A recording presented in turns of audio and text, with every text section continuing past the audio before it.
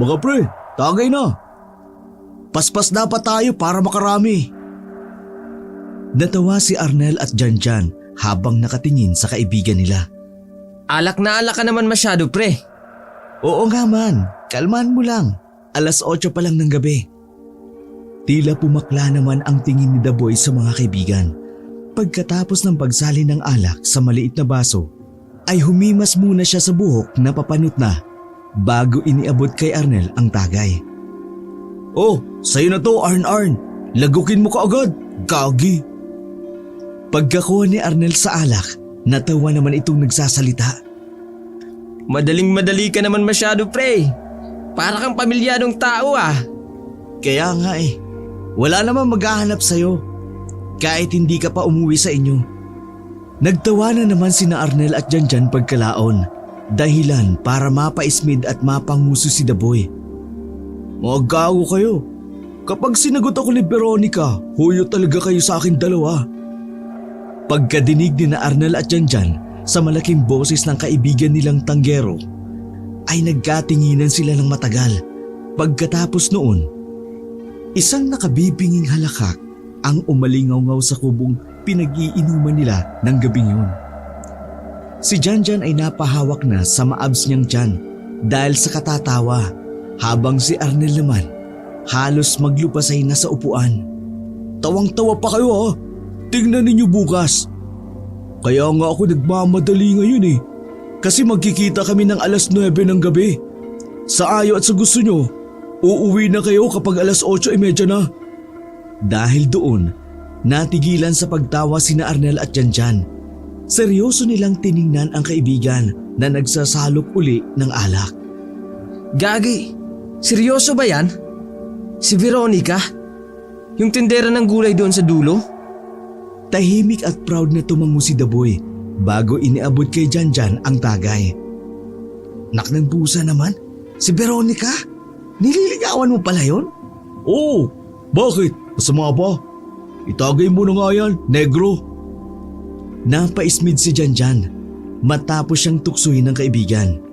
Pagkalaon ay itinagay niya rin ang alak at ibinalik kay The Boy bago sumagot. Negro, at least matangkad. Maabs pa, tsaka dax.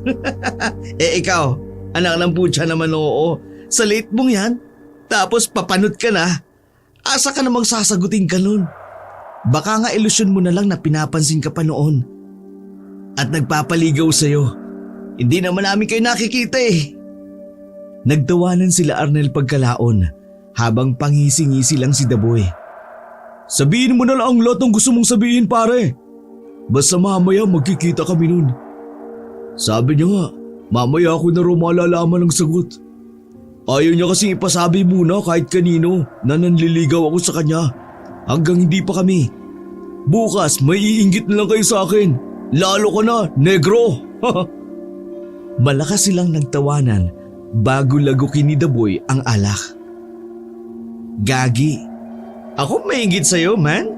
Sa ganda ng taong yun, imposibleng pumatol yun sa duwending katulad mo.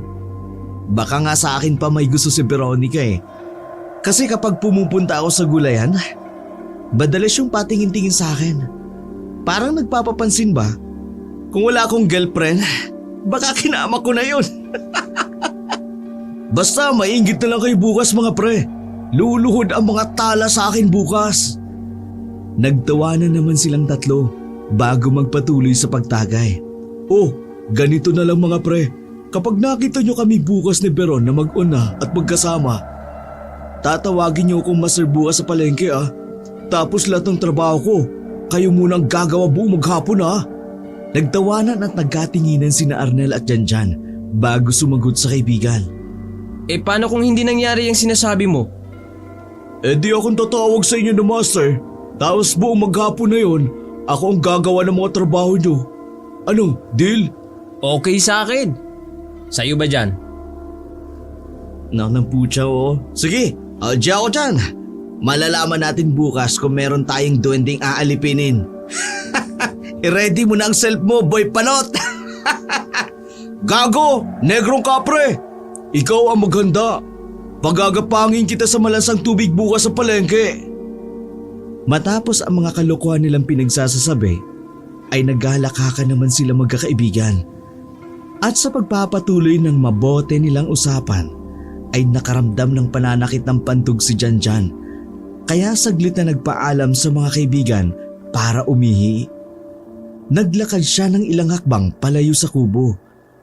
At nang marating niya ang mataas at mayabong na puno ng buko, sa kanya binuksan ang zipper saka tumingala at umihi. Seryoso siyang nakatanaw sa tuktok ng puno hanggang sa meron siyang maaninag na tila imahe. Imahe ng isang tila malaking pakpak na para ring tao. Nagitla siya kaya parang umatras ang kanyang pag-ihi dahil sa nakitang yun. Medyo nawalan din siya ng balanse kaya muntik na siyang matumba. Pusa naman oo! Pagbalik niya ng tingin sa tuktok ng puno ng buko, tanging bunga at malalaking dahon na lang ang kanyang natanaw na sinasayaw ng hangin. Napakusot mata si Janjan at siniguro uli kung ano ba talaga ang kanyang nakita. Ano na pre? Napapusa ka na ba dyan? Napagtanto mo na bang magiging alipin ko na kayo bukas ni Arnel ng kulukoy na ito? Napapapusa siya pre, kasi natain na yata siya sa gilid. Matarantado kayo! Pagbalik ni Janjan sa loob ng kubo, nakitawa na lang din siya sa mga kaibigan. Hindi niya na rin sinabi ang nakita sapagkat tila guni-guni lang naman kasi yun. Nagpatuloy ang kanilang inuman hanggang sa sumapit nga ang 8:30 ng gabi kung saan nagpaalam si Daboy sa kanila. Sa sinabi niyang makikipagkita siya kay Veronica, ang pinakamagandang dalaga at nagtitinda ng gulay sa palengke na kanilang pinagtatrabahuhan. Nang wala na si Daboy, napag-usapan nga ng dalawa kung totoo nga ba ang sinasabi ng kanilang kaibigan. Sa palagay mo pre, nagsasabi ba ng totoo yun si Daboy o nag-iilusyon na lang? Ewan ko ba dun? Kumakain naman ng tama sa oras. Napakamot pa sa ulo si Janjan habang iniisip ang tila kahibangan ng kanilang kaibigan. Baka naman nagdodroga na rin yung tropa natin pre. Kasi minsan, nakita ko yun na sumasama sa mga tirador doon sa palengke. Gagi, wag naman sana. Kasi kapag natuto siya magdroga, kukutusan ko talaga siya. Tsaka malay natin totoo nga. Yung trip pala ni Veronica, yung mga mukhang duwende tsaka panot. O di ba? Ganun ang karamihan sa mga magaganda. Naknang pusya naman. Shot mo na nga to. Tapos ako ng last shot. Pagka-shot nila pareho ng alak, nagpa siya na nga mag-uwian ang dalawa sapagkat maaga pa silang pupunta ng palengke bukas. Madalas kasing madaling araw pa lang, nasa palengke na sila at tumutulong sa pagkakargador. Bago maghiwalay ng landas, ay eksaktong nakarinig ang dalawang magkakaibigan ng malakas na sigaw ng isang hindi nakikilalang lalaki na sinundan ng nakatatakot na ungol mula sa hindi kalayuan. Nagkatinginan sila at halata sa mukha ng dalawa ang pamumuo ng takot dahil sa nakapangingilabot na sigaw at ungol na kanilang narinig. Ano yun pre?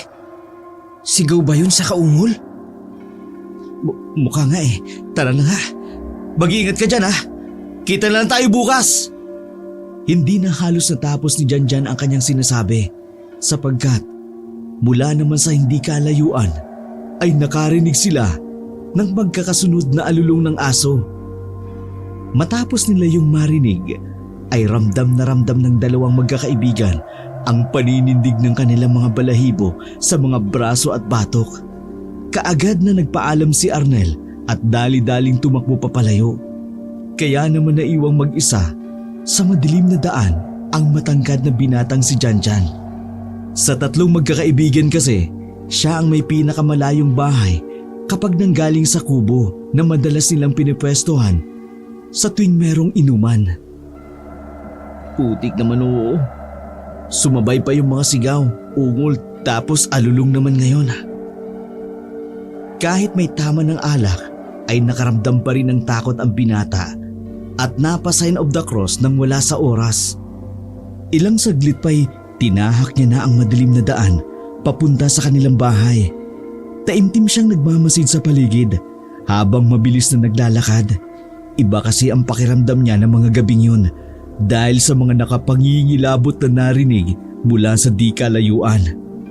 Hindi na bago kay Janjan ang mga katatakutan sa kanilang lugar sapagkat bata pa lamang siya, namulat na siya sa mga ganitong kwento mula sa mga magulang.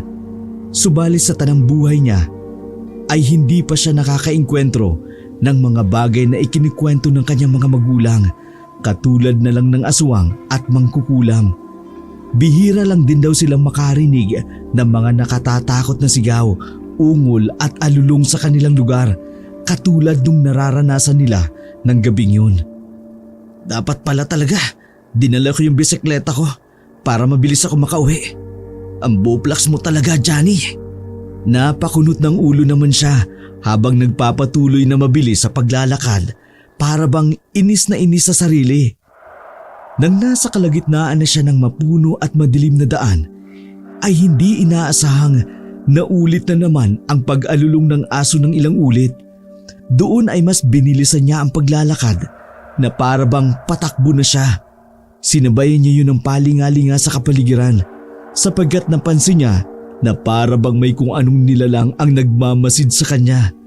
Nang tumigil na ang alulong ng mga aso, bigla na lamang humangin ng malakas, dahilan para mapatingin siya sa itaas, kung saan ay kitang-kita niya ang pagsayo ng mga dahon ng puno, pati na rin ang sinag ng buwan sapagkat natatakpan ito ng makapal na ulap.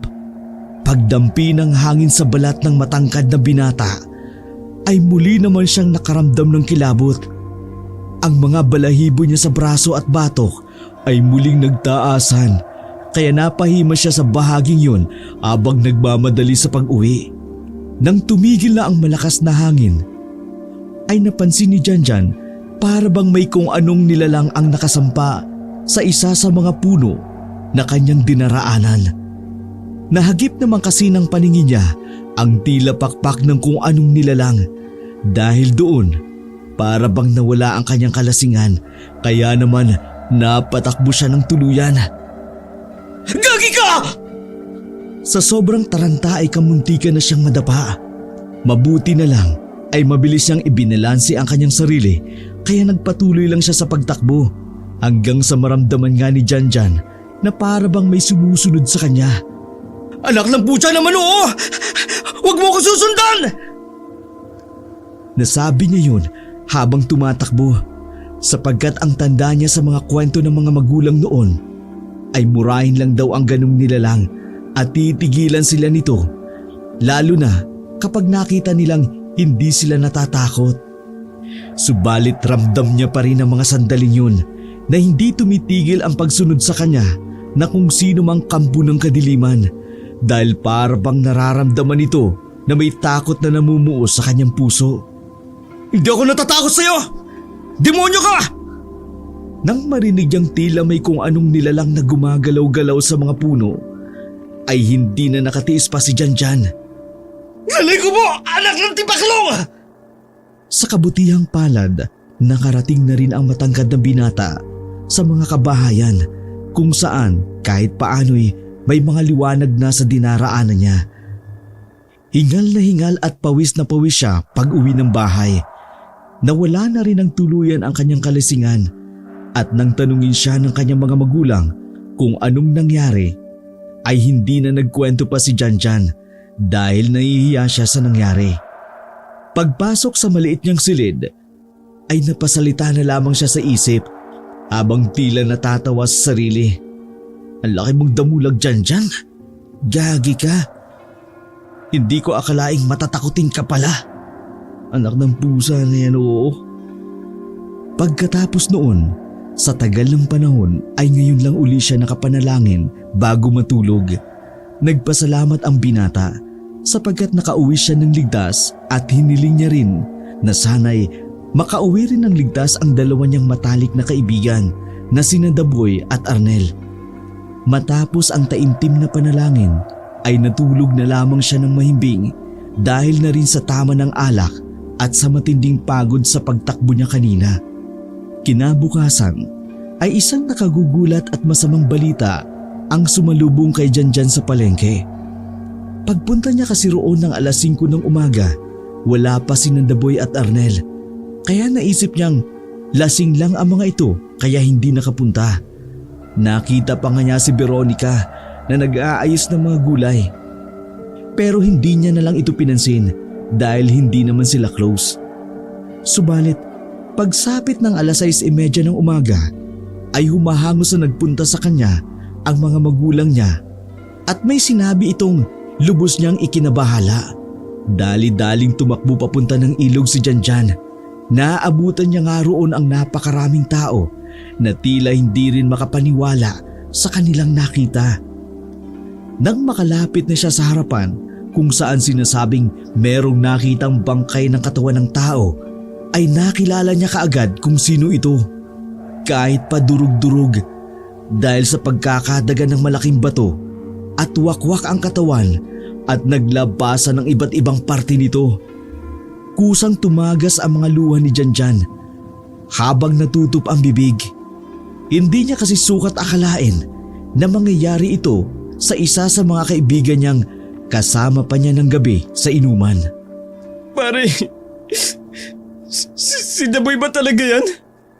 Napalingon si Janjan sa kanan matapos makita ang kulot niyang kaibigan na humawak sa kanyang balikat habang umiiyak. Oo man, si Daboy nga yan. Kitang-kita ko yun. Simula sa ulo hanggang paa. Anak ng putya, oo. Paano nangyari ito? Sinong gumawa nito sa kanya? Anak ng putya. Kasama lang natin siya kagabi. Kung alam ko lang, hindi na sana natin siya pinalis. Dahil sa nangyaring yun, hindi na nakapagtrabaho ang magkaibigan sa araw na yun. Habang hinihintay nilang mula sa morgue ang katawan ng namayapa nilang kaibigan, tila wala sila sa sarili habang nakatambay sa may kubo. Binasag na lang ni Arnel ang katahimikan sapagkat para bang nabibingi na rin siya ng mga oras na yun. Pre, sa palagay mo, sinong gumawa nun sa kaibigan natin? Sabi ni Daboy kagabi, makikipagkita siya kay Vero, di ba? Napabangon si Janjan at naupo sa harap ng kaibigan habang iniisip ang hindi magandang nangyari sa kaibigan. Nakita ko kaninang umaga si Veronica sa palengke. Nauna pa nga siya sa akin eh. Kasi pagdating ko sa pwesto natin, nakabukas na yung gulayan nila pagsilip ko. Sabay silang napabuntong hininga habang nakatingin sa kawalan. Bakit hindi kaya natin tanungin si Vero? Naniniwala ka ba talaga sa sinabi ni Daboy kagabi? Halata namang umiiwas lang yun sa pag-inom kagabi, tangik. Napaisip naman si Arnel dahil sa sinabing yun ng matangkad niyang kaibigan. Hindi kaya yung mga durugista? Kasi nitong mga nakalipas, madalas na yung nakakasama eh. Malay natin, di ba? Sinong matinong tao ang gagawa ng ganoong klaseng pagpatay? Di ko na alam kung anong isipin ko man. Halata sa boses at pananalita ni Janjan na para bang maiiyak na siya sa mga oras na yun hanggang sa maisip niya ang nangyari kagabi. Habang siya ipapauwi sa kanilang bahay galing sa inuman.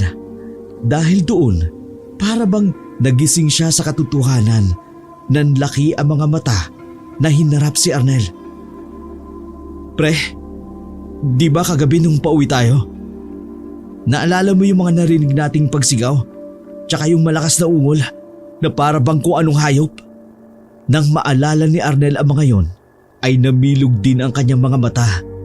Naniniwala ka ba talagang durugista ang pumatay sa kaibigan natin? Di ba nakita mo naman yung kinahinatnan niya? Wakwak ang tiyan niya. Sino sa tingin mo ang gagawa nun? Saglit na napaisip si Arnel.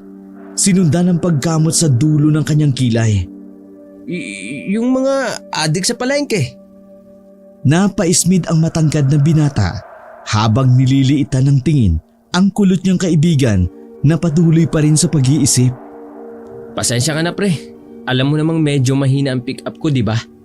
Bakit hindi mo na lang kasi ako diretsuhin kaagad? Napahugot muna ng malalim na buntong hininga si Janjan bago muling nagbitiw ng mga salita. Palagay ko, hindi kasi ordinaryo O hindi tao ang gumawa nun sa kaibigan natin. Naniniwala ka naman di ba sa mga aswang? Ha? Kagabi kasi, nung tumakbo ka na pauwi, pagkatapos natin makarinig ng alulong ng aso, habang papauwi ako, pakiramdam ko may sumusunod talaga sa akin ng kung anong nakatatakot na nilalang. Para bang aswang, ganon. Pero nauna ko na talaga yung nakita rito sa kubo, habang umiihi ako roon sa puno ng buko. Pagkarinig ni Arnel sa sinabi ng kanyang kaibigan, agad siyang napayakap sa kanyang sarili. Siya talaga kasi ang pinakamatatakotin sa kanilang tatlo, lalo na pagdating sa mga ganong klaseng kwento. Langya ka pre. Huwag kang magbiro ng ganyan ha. Sa tingin mo ba makakapagbiro pa ako pagkatapos ng nangyari kay Daboy? Wala nang salita pa sa dalawa pagkatapos mabanggit ang pangalang Daboy. Nakaramdam na naman kasi sila ng matinding kalungkutan dahil sa bilis na mga pangyayari sa pagkamatay ng matalik nilang kaibigan. Tahimik lang silang nagmumuni-muni hanggang sa marinig na lang nila ni Janjan ang pagtawag ng kanyang ina sa kanila. Dumating na raw ang kabaong ni Daboy. Eksaktong malapit nang lumubog ang araw. Kaagad na nagpunta sina Arnel at Janjan doon para makiramay. Nang makita nila ang kabaong, ay nakasarado ito sapagkat hiniling ng mga magulang ni Daboy na ganun na lang ang gawin. Nahirapan na rin kasi ang nag-imbalsamo na ayusin ang durug-durug na muka ng kanilang kaibigan. Nakikiramay po kami, Nanay Sheila. Ikinalulungkot ko po talaga ang nangyari sa matalik naming kaibigan. Ako rin po. Kung alam lang namin sana na ganito ang mangyayari, sana pinigilan na namin siya para sabay-sabay na kaming umuwi. Nang gabing yun ay nalaman ni Arnel at Janjan na pagkagaling ni Daboy sa inuman, umuwi na pala ito ng bahay at nagpaalam sa kanyang mga magulang na meron daw itong katatagpuin na hindi naman ito tinutukoy kung sino. Nang malaman nila yun ay nagkatinginan sila at muling napaisip kung sino nga ba talaga ang kinatagpo ni Daboy ng gabi na yun bago humantong sa ganito ang lahat. Nang gabing yun ay nalaman ni Arnel at Janjan na pagkagaling ni Daboy sa inuman, umuwi muna ito sa kanilang bahay at nagpaalam sa kanyang mga magulang na meron daw itong katatagpuin na hindi naman ito alam kung sino ang tinutukoy. Nang malaman nila iyon, nagkatinginan sila at muling napaisip kung sino ba talaga ang kinatagpo ni Daboy ng gabing yun bago humantong sa ganito ang lahat. Pag uwi ni Janjan, eksaktong 9:00 ng gabi ay hindi naaalis sa isip niya ang mga sinabi ng magulang ni Daboy tungkol sa taong kinatagpo nito. Kung si Arnel ay naniniwala na si Veronica nga ang taong yun, sa isip naman ng matangkad na binata, hindi niya talaga mapaniwalaan na makikipagkita si Veronica kay Daboy, lalo na 10 oras ng gabi. Marami ang tumatakbo sa isip niya ng gabing yun, hanggang sa hindi niya na namamalayan, gising pa rin siya kahit 12:00 na ng hating gabi. Sa kanya lang napagtanto na malalim na ang gabi matapos niyang maramdaman ang pananakit ng pantog. Tumayo siya at nagtungo sa kanilang banyo na nasa likuran ng kanilang bahay. Nang matapos ng umihi, napatanaw muna siya saglit sa mga matatayog na puno ng buko na hindi naman kalayuan sa palikuran. Si Veronica nga ba talaga ang kinatagpo ni Daboy? Eksaktong pagkakasabi noon ay muling umihip ang hangin na para bang nagsasayaw ang mga puno ng buko. Kasabay noon, napatingin siya saglit sa buwan. Noong mga oras na yun, tila ba nagdidilig ng liwanag sa madilim na gabi. Iginala uli ng matangkad na binata ang pagtingin sa mataas na puno hanggang sa may mahagip naman ang kanyang mga mata. Pamilyar ang bagay na yun dahil nakita niya na ito noong nakaraang gabi. Parang pakpak ng isang malaking ibon. Yun yung nakita ko nung isang gabi. Napaatras siya, subalit nanatili lang ang tiin sa nasabi ng nilalang na sa isang iglap, bigla din naman itong naglaho. Kasunod ng ingay na parabang merong pumapagaspas na malakas na hangin na dumampi sa kanyang balat. Dahil doon, dali-daling pumasok sa loob ng bahay ang binata at eksaktong naabutan niya roon ang kanyang tatay na may hawak na sibat. Ano yun, tay? Bakit may hawak kayong sibat? Hindi na halos natapos ng matangkad na binata ang kanyang sinasabi sapagkat sumenyas na ang kanyang ama na manahimik. Ilang saglit pa'y kahit iika-ikang maglakad ay lumabas ng bahay ang Ginoo saka mabalasik na nagsalita. Walang iya kang asuhan ka! Huwag kang magkakamaling pumunta rito sa bahay namin! Kung hindi, itatara ko itong sibat ko! Subukan mo lang na punteriyahin ang bunso kong anak! Ako mismo ang makakalaban mo! Hinding-hindi kita atrasan! Demonyong asuhan ka! Maya-maya pa nga'y nawala na ang malakas na hangin, ay maingay na pagaspas ng pakpak na tila malaking ibon. Pagpasok ni Mang Guring sa loob ng bahay, kaagad nitong isinara ang pinto at kinausap ang bunsong anak. Palagay ko yun yung pumatay sa kaibigan yung si Daboy. Hindi tao, kundi aswang din anak. Tapos ngayon, ikaw naman ang pinupunterya. Kaya sabihin mo yan kay Ernel na mag-iingat. Tila nabato naman sa kinatatayuan ang matangkad na binata matapos marinig ang sinabi ng kanyang tatay. Ano po yun, tay? Matulog ka na, anak. Bukas na tayo mag-usap. Hindi na babalik yung asawang na yon. Sigurado ako ron. Katulad ng sinabi ni Mang Guring, ay nagtungo na nga si Janjan sa maliit niyang silid at pinilit na matulog. Kahit ang totoo ay hindi na siya madalaw-dalaw ng antok dahil sa mga nasaksiyan kani-kanina lang. Ito kasi ang unang pagkakataon niya na makakita ng hindi pa niya masyadong nakita ang sinasabing aswang. Dahil doon, napadasal naman tuloy siya at naway maingatan sila ng Panginoon, lalo na si Arnel na alam niyang takot na takot sa mga ganung kwento. Kinabukasan ay kaagad ngang ikinuwento ni Mang Guring ang tungkol sa aswang na nakaengkwentro nila kagabi. Ayon sa Ginoo, noon pa man ay may nananahan ng mga aswang na layog sa kanilang probinsya. Ngayon lang uli nakakita si Mang Guring ng layog na aswang, kaya kahit siya ay nagtataka sapagkat sa pagkakaalam niya, matagal nang napalayas ng mga tao sa kanilang lugar. Anak, payuhan mo ang kaibigan mong huwag magpapagabi simula ngayon hanggang hindi natutugis ang layog. Hindi rin natin alam kung isa lang o marami ba sila. Ang mga layog pa naman ay hindi tumitigil hanggat hindi nila nakukuha ang gusto nila. Pero huwag kayong mag-alala dahil kakausapin ko rin ang ilang kakilala ko na magmasid-masid din para matugis ang aswang na yan. Sige po, itay. Sasabihan ko na lang po si Arnel. Isang linggo ang lumipas, katulad ng sinabi ni Mang Guring. Hindi na nga nangambala ang nasabing aswang. Nang mailibing na si Daboy, noong nasa kubo sila, saka nga lang sinabi ni Janjan kay Arnel ang tungkol sa nangyaring engkwentro niya sa isang aswang. Langya ka naman, pre. Bakit ngayon mo lang sinabi sa akin? Paano kung ako na pala ang punteriya ng sinasabing aswang ng tatay mo? Kaya nga kita pinapaalalahanan. Di ba nung nakaraan sinabi ko na sa'yo na huwag kang magpapagabi muna? Kasi sabi ni tatay, hindi raw titigil ang aswang na yon hanggat hindi nakukuha ang gusto niya. Lalong natakot si Arnel dahil sa sinabi ng kanyang kaibigan. Putik ka. Ano pang ginagawa natin dito sa kubo? Tara na nga, umuwi na tayo. Nagmamadaling umuwi ang dalawang magkaibigan ng hapon na yun. Kahit gusto nilang uminom ng alak dahil hindi pa rin nila matanggap ang pagkamatay ni Daboy.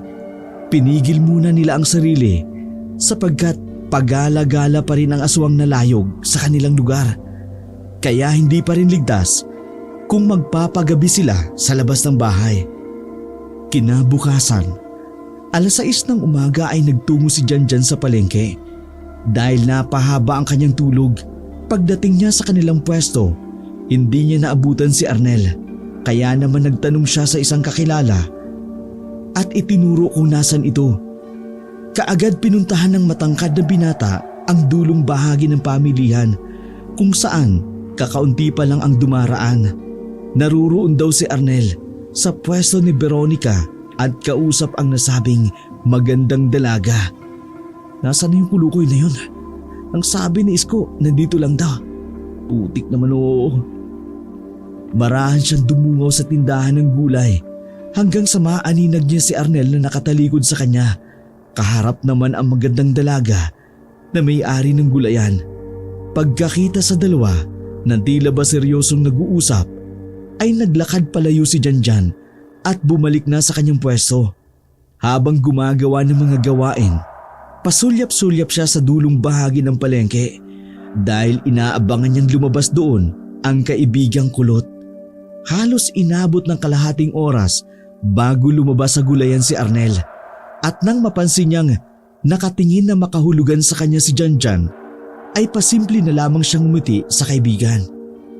Gago ka! Ito ba ginagawa mo roon? Bakit ang tagal mong lumabas? Tsaka nasan si Veronica? Hindi na halos natapos ng binatang matangkad ang kanyang sinasabi sapagkat nang mapabaling ang tingin niya sa tindahan ng gulay ay nakita niya roon si Veronica na nagbebenta ng gulay sa iilang customer na dumaraan. Nang bahagyang mapasulyap sa kanya ang dalaga, bigla itong miti na ikinagulat naman ni Janjan. Hindi naman kasi ganun dati ang dalaga. Mahiyain ito na para bang makahiya.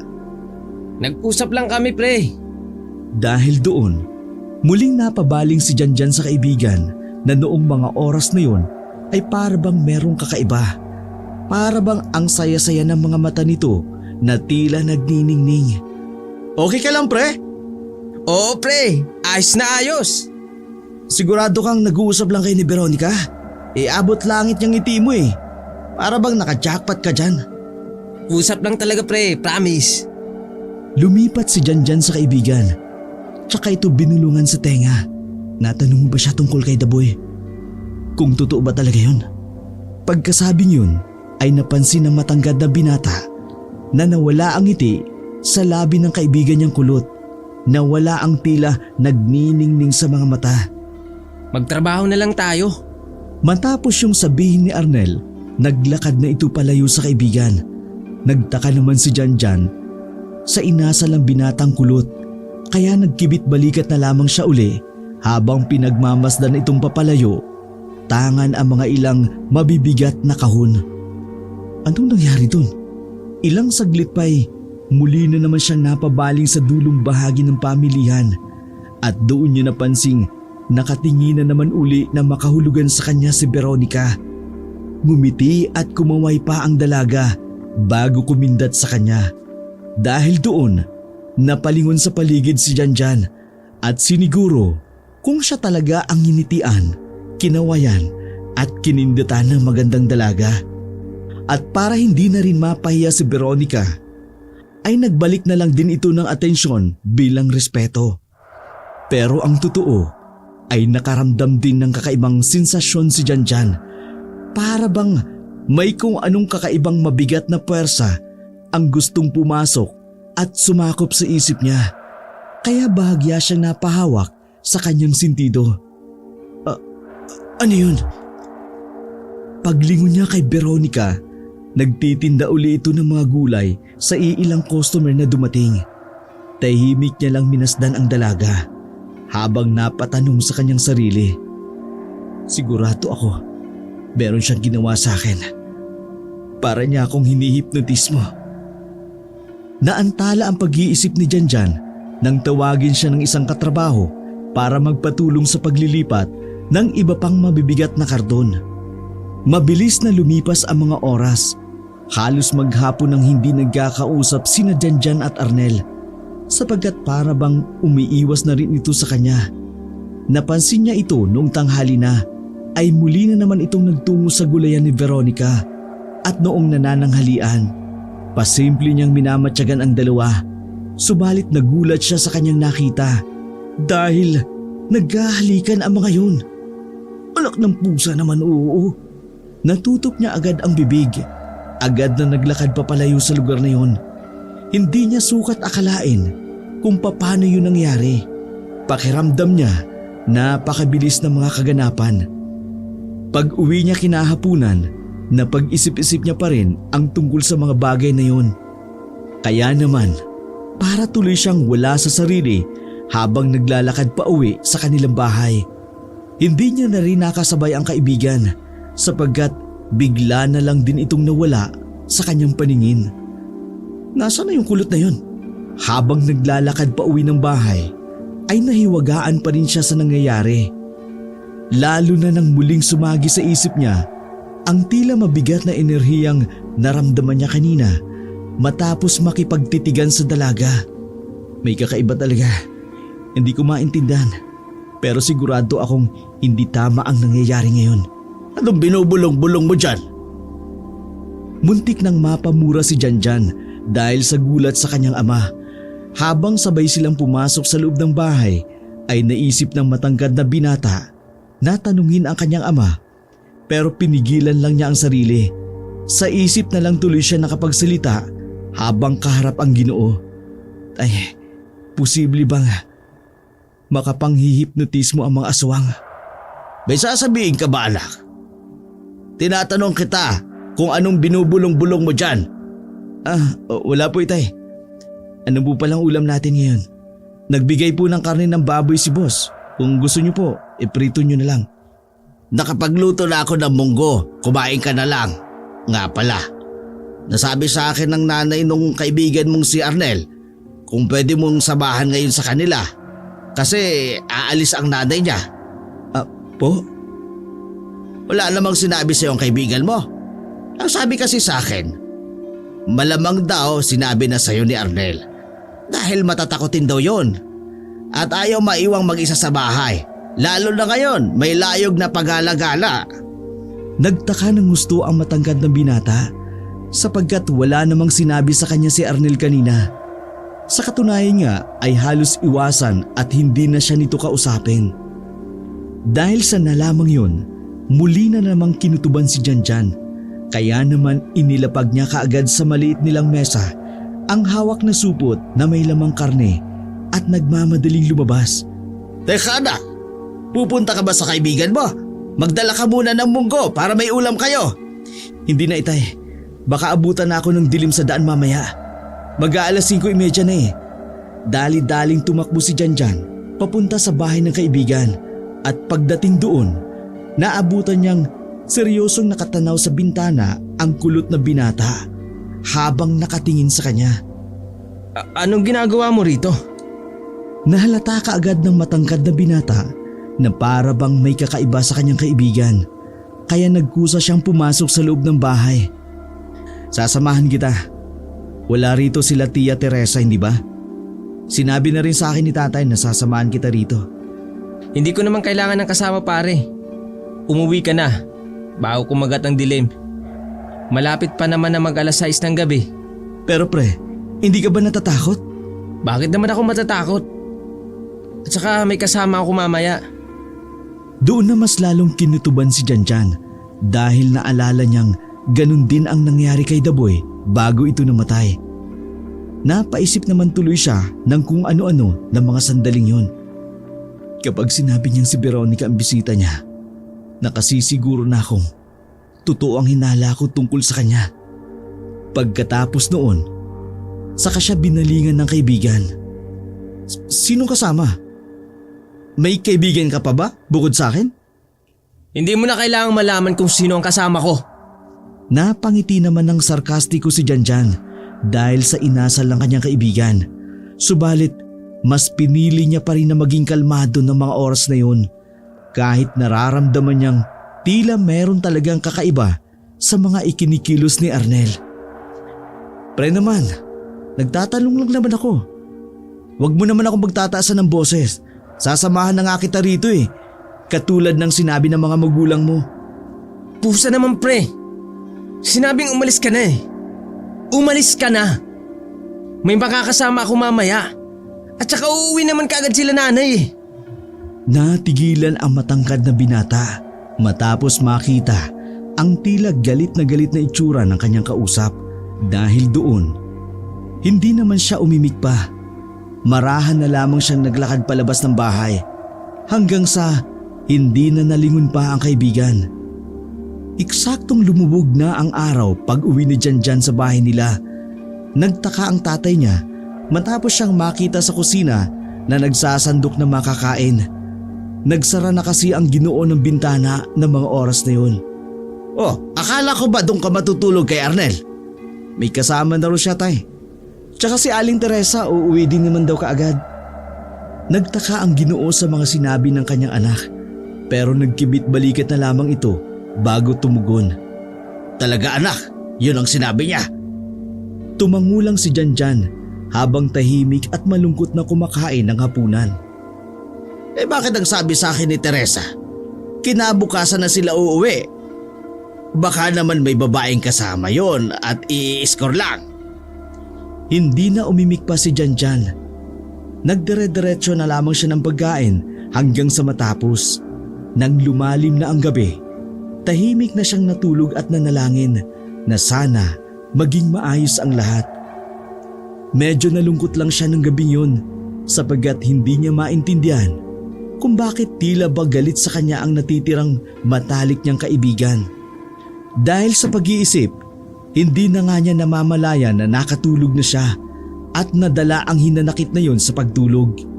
Muling nanumbalik sa kanya ang huling inuman nilang tatlo na magkakasama. Masaya pa sila noon, puno ng tawanan, hanggang sa bigla na lamang siyang umihi at nakita ang aswang na layog sa tuktok ng puno ng niyog. Sa panaginip niyang yon, galit niyang sinundan ang nasabi ng aswang na hindi niya maaninag ang pagbumuka. Hoy! Walang hiya ka! Ano ginawa mo kay Daboy? Tumigil ka! Lumapit ka sa akin! Ako ang harapin mo!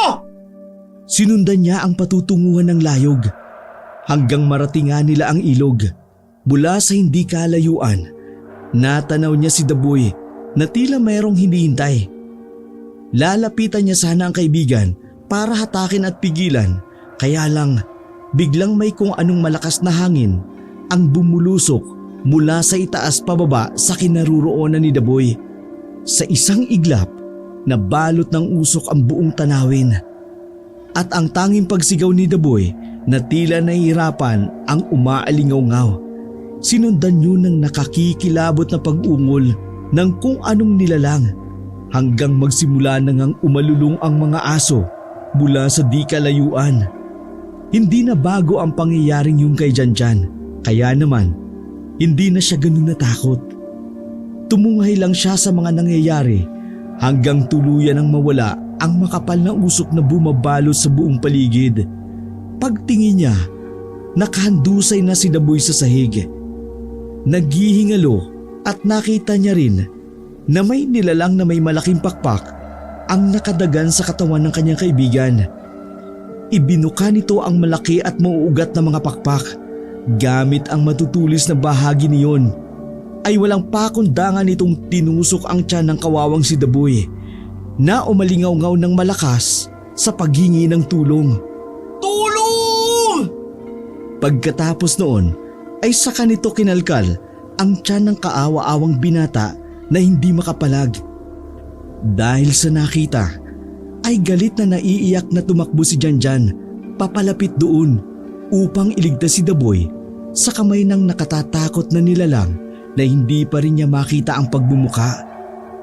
Walang hiya ka! Layuan mo ang kaibigan ko! Tigilan mo siya kundi papatayin kita! Layuan mo siya! Kahit anong gawin niyang pagtakbo papunta sa kinaroroonan ng halimaw at ng kanyang kaibigan ay hindi niya malapitan ang mga ito hanggang sa ang dugo ang mukha ni Daboy ay tumingin sa kanya at marahang nag-abot ng kamay. Tulong! Janjan! Tulungan mo ko! Hindi na nito natapos pa ang mga kataga sapagkat bigla itong binagsakan ng layog ng malaking bato sa ulo, dahilan para madurog iyon. Dahil doon, napasigaw si Janjan sa sobrang galit at nahabag para sa kaibigan. Daboy! Bigla siyang napabalikwas ng bangon matapos lapitan ng kanyang ama Kamuntikan niya nang masapak ang Ginoo. Mabuti na lang ay nasalag dito ang kanyang kamay. Bakit itay? Hindi kaagad umimik ang Ginoo. Tila malungkot lang nitong minamasdan ang bunsong anak na noong mga oras na yun ay nakakakutob na rin. May nangyari po ba itay? Tumango muna si Mang Guring bago sumagot. Masamang balita anak. Kaibigan mong si Arnel, patay na. Parang nabingi ang matangkad na binata sa kanyang narinig, kaya wala sa sarili siyang bumangon sa higaan at tumakbo palabas ng kanilang bahay kahit kagigising lang at nakapaapa. Pagdating niya sa bahay ng kaibigan, nagkumpulan ang mga tao at ang ilan ay nagbubulong-bulungan dahil sa hindi magandang nangyari. Nang pasukin ni Janjan ang bahay ng kaibigan, wala na siyang naabutan, kundi nagkalat na mga halos natutuyo ng dugo. Pagkakita niya roon, naisip niya kaagad ang kahindig-hindig na sinapit ni Arnel. Hindi nga siya nagkamali dahil ayon nga sa mga nakakita, halos katulad ni Daboy ang sinapit ni Arnel. Wakwak din ang tiyan at ang mga lamang loob ay nagkalasog-lasog. Dahil sa pangyayaring yun, hindi alam ni Janjan kung ano ang kanyang mararamdaman sapagkat ang dalawang matalik na kaibigan niya ay namatay na sa kamay ng layog na hanggang ngayon ay wala pa ring kasiguraduhan kung sino. Mas lalong lumaganap sa kanilang lugar ang tungkol sa paghahasik ng layog, kaya naging alerto ang mga tao. Tuwing gabi, meron ng palaging nagroronda ang mga kalalakihan upang masigurado na wala na itong mabibiktima pa at matugis na rin nila. Nang mailibing na si Arnel ay napag-isip-isip ni Janjan ang mga huli nilang pag-uusap bago ito namatay. Nagmuni-muni siyang mag-isa sa kubo. Nang hapon na yun, nang mailibing na si Arnel, ay inisip-isip ni Janjan ang mga huli nilang pag-uusap bago ito namatay. Nagmuni-muni siyang mag-isa sa kubo ng hapon na yun at unang-unang pumasok sa isip niya ang babaeng tindera ng gulay na si Veronica bago mamatay si Daboy. Ang sinabi niya, makikipagkita siya kay Veronica. Tapos nung gabi bago mamatay si Arnel, panay din ang pag-usap nila ni Veronica dun sa gulayan. Anak ng putya naman, oo. Ano ba tong naisip ko? Kailangan kong makasigurado. Para mapanatag ay nagdesisyon ang binata na kausapin ng personal ang magandang dalaga. Kaya nagtungo siya sa palengke, subalit sarado na ang tindahan ng gulay. Nagtanong-tanong siya sa mga nakahilerang tindahan ni Veronica kung saang banda nakatira ang babae, subalit wala rin namang nakakaalam sa mga yun. Bihira daw kasi makipag-usap ang dalaga sa mga kababaihan. Mas malimit nga raw ito makipag-usap sa mga lalaki, kaya marami rin ang galit kay Veronica dahil sinasabing pasempleng karingking ang dalaga. Dahil papalubog na ang araw, ay naisip na lamang ni Janjan na umuwi hanggang sa hindi inaasahang makita niya si Veronica kasama si Jason, isa rin sa mga trabador sa palengke. Hindi siya nakita ng dalawa, kaya kaagad siyang nakapagtago sa isang sulok. Anak ng puso naman, oo. Si Jason naman ang kasama niya ngayon. Tama nga yung sinasabi ng mga kababaihan sa gulayan. Sinundan niya ang mga ito ng palihim hanggang sa makarating sila sa ilog na malapit kung saan nakita noong patay si Daboy. Dito nga yung lugar na yun. Saan kaya sila pupunta? Naudlot na sa pagsasalita ang matangkad na binata sapagkat nakita niya naghahalikan na ang dalawa. Paglagpas nito sa ilog, kitang-kita niya ang kasabikan ni Jason, pero pinigil na ito ng dalaga at narinig pa niya ang sinabi na sa bahay na nila itutuloy ang gagawin nila. Nagpatuloy siya sa pagsunod hanggang sa hindi nga namamalaya ng matangkad na binata na papalubog na ang araw. Eksaktong pagdating nila sa liblib na lugar kung saan nakita ni Janjan ang isang bahay na tila niluma na ng panahon, ay eksaktong kumagat na nga ang dilim.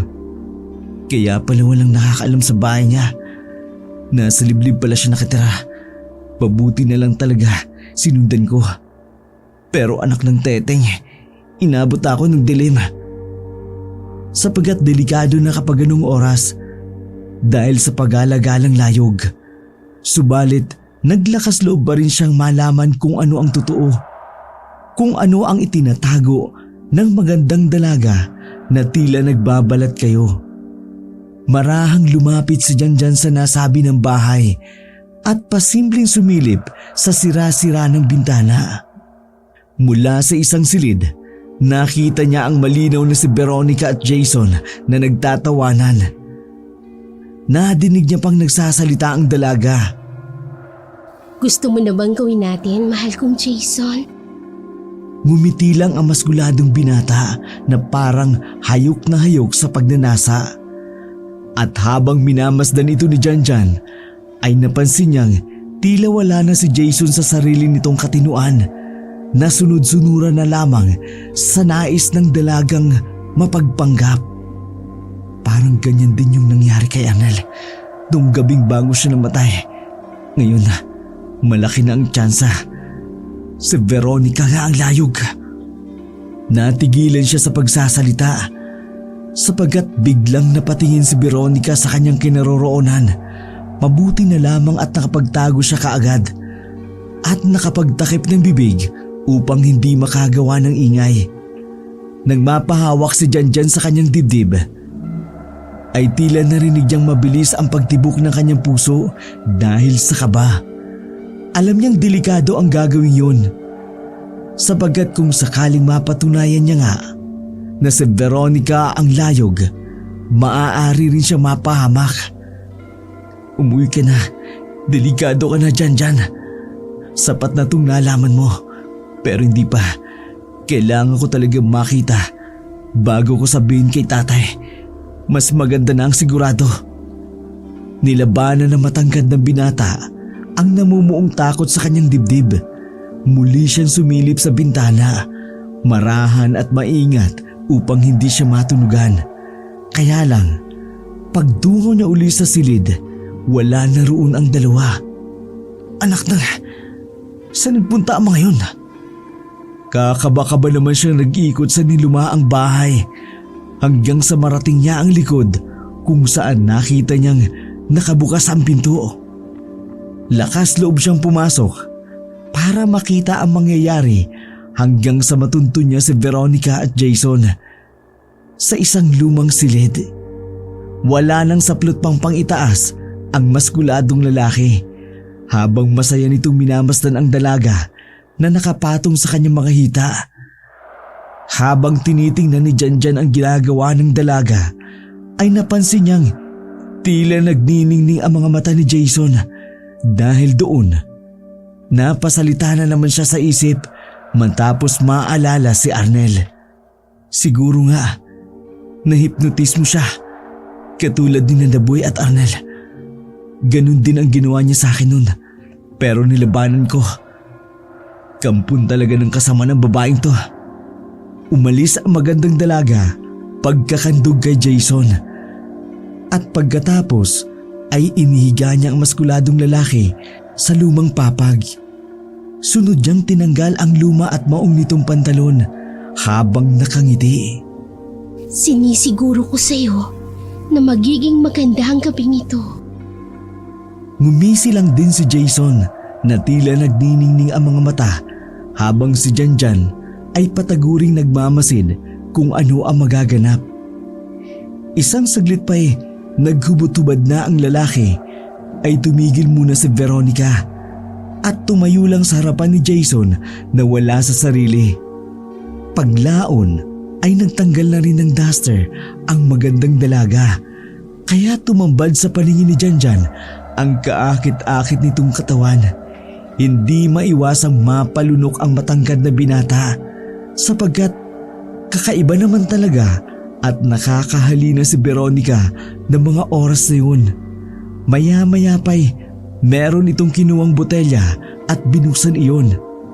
Paghalimuyak ng amoy ay napatakip ng ilong si Janjan kasunod ng pagtatanong sa kanyang isipan. Anong klaseng langis yan? Ang tapang ng amoy. Marahang nagbahid ng langis ang magandang dalaga sa kanyang mga hita. Sunod ang mga braso hanggang sa buong katawan. Kitang-kita ni Janjan na habang ginagawa iyon ni Veronica ay para itong nagwawala sa sarili.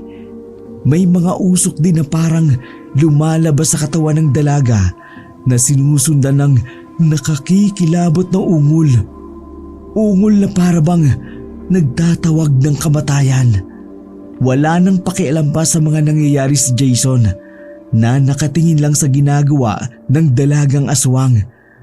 Wala rin siyang kamalay-malay na nasa bingit na pala ng kamatayan ang kanyang buhay. Dahil tila nasa ilalim na siya ng kapangyarihan o hipnotismo ni Veronica. Nang matapos na ang magandang dalaga sa pagpahid ng langis na may matapang na amoy, ay eksakto namang merong mga asong umaalulong mula sa hindi kalayuan. Sinundan iyon ng pagliparan ng mga ibon sa paligid ng bahay na parabang nabulaho at natakot dahil sa kung anong madilim na presensya ng gabing iyon. Dahil sa alulong na yun, pinanayuan ng balahibo si Janjan. Bigla siyang napayakap sa sarili habang nakatunghay pa rin sa mga nangyayari. Gusto kong marinig ang pinakamalakas mong sigaw ngayong gabi. Yung sigaw na lalaking lalaki. Tumangu-tangu lang si Jason habang tuwang-tuwa sa nakikita niyang kabuuan ng dalaga. Hanggang sa isang iglap, biglang nagbago ang lahat. Ang balingkinitang katawan, ang makinis at maputing balat, ang maganda at maamong mukha, at ang malambing na boses ni Veronica ay unti-unting nagbago. Kitang-kita ni Janjan na mula sa likuran ng babae ay unti-unting umusbong ang mga butong naglalagatukan. Natutup naman ng matangkad na binata ang kanyang bibig upang hindi makagawa ng ingay. Gusto niya magtago ng mga sandaling yun, subalit pinilit niyang maging matapang para makita ang totoong anyo ni Veronica. Kasunod ng paglitaw ng mga naglalagatukang buto sa likuran ng dalaga ay umusli naman ang matalim na pakpak. Pagkalaon ay unti-unti itong nagkakulay ng itim at bumulakadkad. Hindi pa roon natatapos ang lahat. Ang makintab at mahabang buhok ni Veronica ay unti-unti nang nalagas hanggang sa iilang piraso na lang ang natira. Pagkatapos noon, umusli ang nguso niya na habang umuungol, sinundan ito ng marahan na pagbaba ng kanyang mga pangil, pati na rin ang dila na abot hanggang leeg. Tuluyan nang nagbago ang mukha ng dalaga mula sa pagiging maganda hanggang sa pagiging halimaw na naglalaway. Humaba ang mga tenga nito at tumulis. Ganun din ang mga kuko sa kamay at paa. Pagkatapos noon, unti-unti nang tinubuan ng itim at ng makakapal na balahibo ang buong katawan niya. Ang makinis niyang balat ay tuluyan ng natakpan ng makapal at nangingitim na balahibo. Nang matapos na ang pagpapalit ng anyo sa pagiging layog, umuhol ang ubod ng lakas si Veronica habang ikinakampay ang matatalim na pakpak. Sinabayan pa ng ungol na yun ng mga alulong na aso mula sa hindi kalayuan. Pagkakita ni Janjan sa aswang, para siyang nanghina. Biglang nanginig ang buo niyang kalamnan, lalo na ang mga tuhod. Kaya hindi niya magawang makakilos ng mga oras na yun. Napatangala lamang siya sa sobrang pagkagulat. Ngayon, sumigaw ka ng sumigaw dahil yan ang uli mong sigaw. Pagkatapos sa mga nakitang yun, para bang nagising si Janjan. Nawala ang nanginginig na mga mata nito. Napalitan iyon ng matinding takot. Pero ang mas ikinatuwa pa ng layog, ang nakita niyang matinding takot mula sa maskuladong lalaki. Kaya hindi na siya nag-aksaya ng oras. Gumamit siya ng kanyang matulis na pakpak at walang pakundangang tinusok ang tiyan ni Jason. na takot pa rin na mga oras na yun.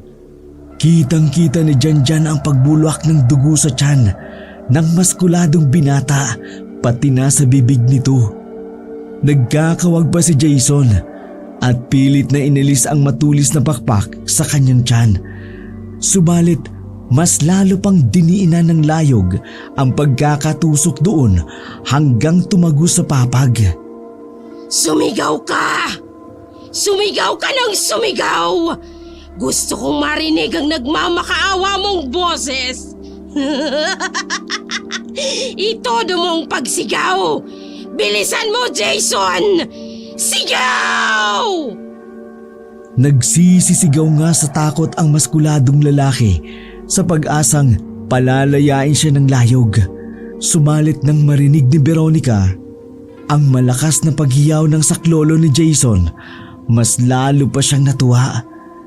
Lumapad ang ngiti niya na abot hanggang tenga habang ang mga pangil ay lumalawit. Mahina pa! Lakasan mo pa! Sumigaw ka ng sumigaw! Gusto mo kong makuha, hindi ba? Sumunod ka ngayon! Sigaw! Sigaw!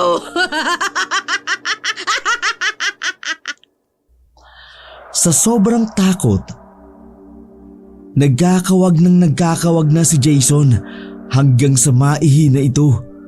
Kasunod noon, marahan ng ibinuka ng layog ang tiyan nito hanggang sa sumirit na ang napakaraming dugo at tuluyan ang nawala ng buhay ang maskuladong lalaki.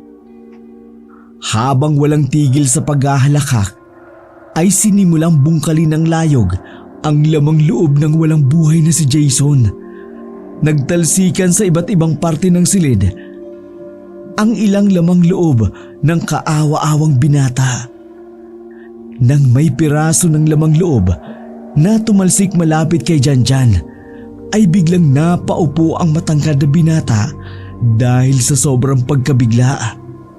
Dahil doon, napatingin sa kinaroroonan niya si Veronica at muling humalakak na lalong nagbigay ng matinding takot kay Janjan.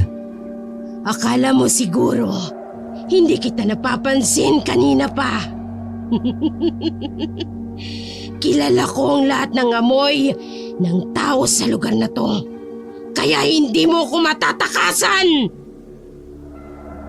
Nang marinig iyon ni Janjan, bigla siyang kinumutan ng matinding takot na parang nilamon siya ng buong buo. Hindi na niya nakayanan iyon, kaya naman kumaripas na siya ng takbo palayo ng lugar na iyon. Hindi na siya lumingon sa likuran dahil alam niyang hahabulin din siya ni Veronica para patayin din. Nang makalampas na siya sa may ilog, doon na siya muling nakarinig ng mga alulong ng aso, kasabay ng malakas na pagpagaspas ng mga pakpak mula sa himpapuwid. Sinundan iyon ng malakas na hangin na nagsasayaw sa mga puno sa lugar na iyon. Dinig na dinig ng binata ang nakakikilabot na ungol mula sa madilim na kalangitan. Habang matulin na tumatakbo para maisalba ang buhay laban sa kamatayan, pasulyap-sulyap ang matangkad na binata sa kung saan-saan sapagkat hindi niya alam kung nasaan ang layog. Nang marating niya na ang madilim at mapunong daan papunta sa kanilang bahay, doon na lamang siya nagsisigaw ng ubod ng lakas. Tulong! Mga kapitbahay! Hinahabol ako ng layog! Nagpatuloy ang narinig niyang pagpagaspas ng mga pakpak at nakakikilabot na ungol ng isang halimaw. Nang saglit siyang mapalingon sa madilim na kalangitan, ay hindi naman sinasadyang natisod siya dahil sa bilis ng kanyang pagtakbo. Dumausdos siya sa lupa, subalit bumangon din siya kaagad. Kaya lang, laking gulat niya sapagkat nasa katapat niyang puno ang nasabing layag. Muling tumambad sa kanyang paningin ang nakatatakot na malahalimaw na pagmumuka ni Veronica. Ang lagas-lagas itong buhok, ang namumulang mga mata, ang matutulis na tenga ang mahahabang pangil at dila, ang naglalaway na bibig, ang matalim na mga kuko, ang mabalahibong anyo at ang matutulis na mga pakpak. Habang nakatayo sa makapal na sanga ng isang puno, ikinampay-kampay ng layog ang mga pakpak nito. Pagkatapos, muli itong umungol, dahilan para mapaatras ang matangkad na binata na hindi alam ang gagawin ng mga sandaling iyon. Tulong mga kapitbahay! Nandito ang layog! Nandito siya! Nakakikilabot na halakhak lang ang itinugon ng layog, kaya mas lalong nahintakutan ang matangkad na binata. Nakaramdam ng pagkamanhid ng buong katawan si Janjan dahil sa matinding takot na nararamdaman. Tulong! Mga kapitbahay! May layog dito! May layog! Papatayin niya ako! Bakit parang takot na takot ka, Janjan? Dapat nga'y maging masaya. Dahil ngayon, malapit mo nang makasama ang mga kaibigan mong hayok na hayok sa akin. Nang marinig iyon ng matangkad na binata, napayukom siya ng kamao. Sa kabilang banda ng kanyang takot, naruroon ang puot laban sa layog na pumatay sa kanyang mga kaibigan. Dahil doon, sinamaan niya ng tingin si Veronica kahit nanginginig pa ang mga tuhod. Ganyan dapat ang mga tingin. Katulad ng tingin ng mga kaibigan mo sa akin. Yung mga panahong pinagnanasaan nila ang katawan ko. Pinagbigyan ko naman sila sa gusto nila. Pinatikim ko sila. Pero syempre, dapat may kapalit yun. Ang mga buhay nila na walang kwenta. Mas lalong humigpit ang pagyukom ni Janjan sa kanyang kamao matapos ang mga narinig, pero alam niya na wala siyang magagawa laban sa mapanganib na aswang. Kitang-kita naman niya kung paano nito wakwakin ang katawan ng maskuladong lalaki na si Jason. Pero sa inyong tatlo ni na Daboy at Arnel, ikaw ang pinakaasam-asam ko. Pagkatapos niyang sabihin iyon, muling bumalik sa normal ang kanyang tinig. Isang boses na malambing at mayuming dalaga. Gustong-gusto talaga kita, Janjan. Nagnanasa akong makasiping ka at magkaroon ng anak sa'yo. Pero kahit anong gawin ko, hindi mo naman ako pinapansin. Sinubukan ng layog na akitin ang matangkad na binata. Subalit alam ni Janjan ang tungkol sa kakayang yun ng aswang, sapagkat ganito rin ang ginawa nito sa mga nahuling biktima. Hindi obra sa akin ang katulad ng ginawa mo sa mga kaibigan ko at kay Jason! Biglang umangil sa galit ang aswang at maras nitong ikinampay ang mga pakpak, dahilan para humangin naman ng malakas. Dahil nalaman ko na meron ka ng kasintahan, kaya ngayon, papatayin na lang kita at isusunod ko siya. Isusunod ko at uunti-untiin ang mga taong ayok sa laman. Kitang-kita sa mata ng layog ang matinding galit na nararamdaman nito habang panay ang pagkampay ng mga pakpak. Kalaunan, umuhol naman ito ng ubod ng lakas. Kasunod ng pag-alalong naman ng mga aso mula sa di kalayuan. Napaatras si Janjan at handa na uling tumakbo palayo kahit nanginginig pa ang mga tuhod dahil sa takot. At nang sasalakayin na siya ng aswang, ay bigla namang merong nagliparang mga sibat mula sa hindi kalayuan. Mabilis yung naiwan ni Veronica, kasabay ng pagtingin sa kanyang likuran kung saan makikita ang ibang tanglaw at mga boses ng iilang kalalakihan papalapit sa kanila. Nang makita iyon ni Janjan, Hindi na siya nag-aksaya ng oras. Nagsisigaw na siya ng ubod ng lakas. Tulong! Nandito ang layog! Hindi pa tayo tapos! Babalikan kita! Tandaan mo yan! Umangil sa galit si Veronica at pagkatapos, nagkampay na ito ng pakpak saka lumipad palayo ng lugar na yun. Pagsapit ni Mang Guring, kasama ang mga lalaking may dalang sibat at tanglaw, ay doon napalood si Janjan kasunod ng pagpalahaw ng iyak. Kaagad siyang niyakap ng kanyang ama habang nanginginig ang kanyang mga kalamnan dahil sa takot.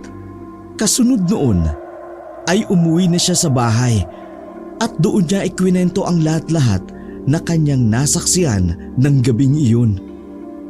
Wala nang inaksayang oras ang mga kalalakihan. Pinuntahan nga nila ang nasabing bahay ng layog, subalit wala na silang naabutan kundi ang patay na katawan ni Jason na wakwak din ang tiyan katulad ng iba pang mga biktima. Hindi tumigil sa pagroronda ang mga kalalakihan hanggang sa sumikat ang araw. Kinaumagahan ay kaagad din nilang sinalakay ang gulayan ni Veronica, subalit wala na roon ang magandang dalaga. Mabilis na kumalat ang balitang iyon sa buong lugar, kaya marami ang naging bulong-bulungan tungkol kay Veronica. Ang iba ay hindi makapaniwala, habang ang iba naman ay tila nanghihinala rin sa katauhan ng dalaga.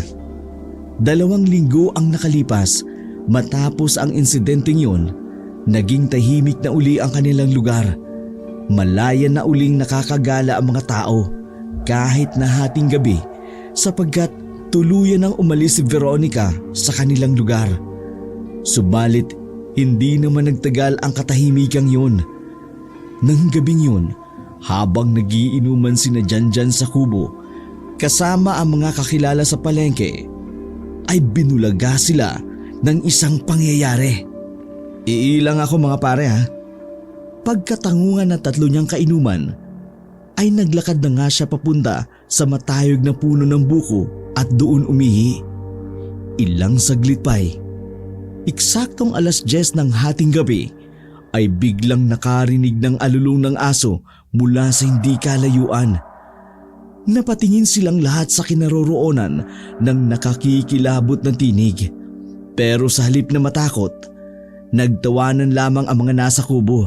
Si Janjan naman ay muling nagmasid sa itaas ng puno na inihian niya sapagkat bigla ring humangin ng mga oras na yon, dahilan para tila magsayawan ang mga puno.